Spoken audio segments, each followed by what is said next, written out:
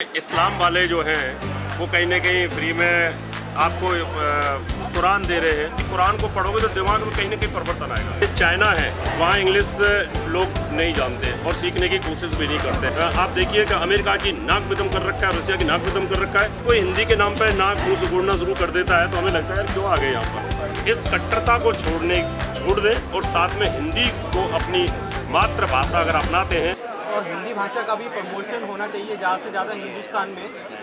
बिल्कुल, मैं इस बात से सहमत हूँ कि हिंदी भाषा को कंप्लीट सरकार को इसको इम्प्लीमेंट करना चाहिए। ये फर्स्ट लैंग्वेज रहनी चाहिए।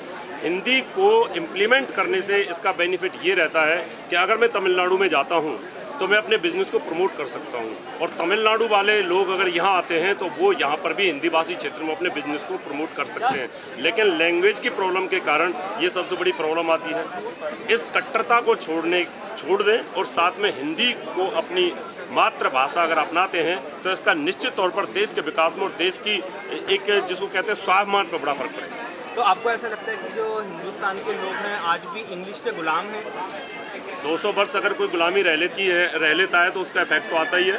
अगर हमारे पास में 10 साल कोई कुत्ता रह लेता है ना तो वो हमारी भाषा को समझ जाता है और हम उसको जैसे बुलाते हैं वैसे बोलना शुरू कर देता। तो हमने तो 200 साल गुलामी की है तो उसका इफेक्ट तो धीरे धीरे जाएगा ना, समय लगेगा। और सरकार को इसको चाहिए कि शक्ति के साथ इसको हिंदी को आगे बढ़ाएं और स्लोली धीरे धीरे। मैं ये नहीं कहता कि इंग्लिश का विरोधी हूँ, क्योंकि ग्लोबल आगे बढ़ने के लिए इंग्लिश भी बहुत ज़रूरी है, लेकिन अपनी मातृभाषा से हमें कॉन्फिडेंस आता है, हमें आत्मविश्वास आता है। लेकिन ऐसा है जैसे कि कोई भी स्टूडेंट अगर एम्प्लॉयमेंट के लिए जॉब के लिए कहीं किसी कंपनी में जाता है, इंग्लिश में उसकी रिक्वायरमेंट होती है। अगर उसकी इंग्लिश अच्छी नहीं होती है तो उसको उस तरीके से जॉब नहीं मिलती है और उसका नेगेटिव इम्पैक्ट पड़ता है। आप एक चीज़ बताइए, चाइना है, वहाँ इंग्लिश लोग नहीं जानते और सीखने की कोशिश भी नहीं करते हैं, लेकिन उसके बावजूद भी वो प्रोग्रेस कर रहा है, ज़बरदस्त प्रोग्रेस कर रहा है। और कंपटीशन में वो आप देखिए कि अमेरिका की नाक में दम कर रखा है, रसिया की नाक में दम कर रखा है। ऐसा कोई ज़रूरी नहीं है कि इंग्लिश की वजह से हम प्रोग्रेस करेंगे। और इंग्लिश वाले जितने भी यूरोप के बहुत सारे भुखमरी के कगार पर है, बेरोजगार में है, रिसेशन में। और इंग्लिश से ही आदमी का बिजनेस उठता और इंग्लिश से ही अगर आध्यात्म होता तो भूखे ना मर रहे होते वो लोग। यूरोप में भी हालत ख़राब है और हमारा हिंदुस्तान हिंदी जानने के बावजूद भी रिसेशन के टाइम पे खड़ा रहा। इसलिए ये नहीं कहा जा सकता कि इंग्लिश से हम ज़्यादा प्रोग्रेस कर सकते हैं।